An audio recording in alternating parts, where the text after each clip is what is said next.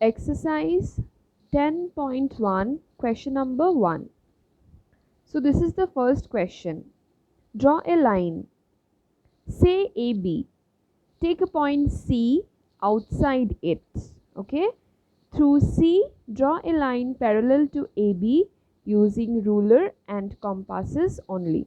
So what we have to do, we have to construct by using a compass and a ruler, right? And a ruler. So let us start. So the way it is said, we will proceed in that way. Okay. So here it is said, draw a line. Okay. Draw a line of any measurement. Fine. Let us draw a line in this way. Okay. So here I go. I've drawn the line and we are asked to name the line AB. Children, I'm using a pen because this is a video. If I use a pencil, then it becomes light. Okay, if I use a pen, then the mark is darker, which is good for the video. Okay, so I'm using a pen. All of you will not use pen. You will be using a pencil. So this is our line AB. Okay, you have to take a point C outside it. So we will have to take a point outside the line, means not on the line, okay, outside somewhere. Let us consider this point, okay, this point as C. Fine. Now children, so this question is all about, we have to draw parallel line. This is one line. Fine. We have to draw another line which is parallel to this line. Okay, so this is the point. Take a point C outside it. So we have taken a point C outside the line AB. Now children, I would like to explain you one thing. Okay, suppose in parallel lines, what happens? If these two are parallel lines, this is a transversal. So this angle and this angle, that is the alternate interior angles, are always equal to each other. Suppose if you consider this angle is 50, then this angle will also be 50 degree. Okay, because these two lines are parallel, therefore and this is the transversal, therefore these two angles are equal to each other and they are called alternate interior angles.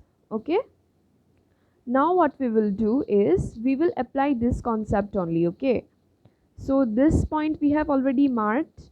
Now what we will do, we will join this point with this line. We have done. Okay, now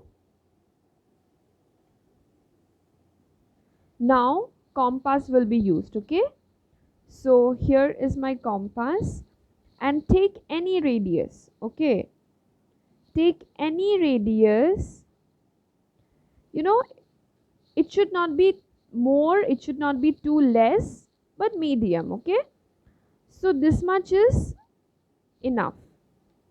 So now what I will do, I will draw an arc in this way. Okay, I have drawn an arc in this way. Fine. Now what I will do, taking the same radius, I will not change. Taking the same radius, I will draw another arc in this way. Yes, so the arcs are drawn. Now what you will do is you will measure. Okay, see, from this point to this point you will measure in this way. See, I have measured. Okay, measurement is taken. See, measurement is taken.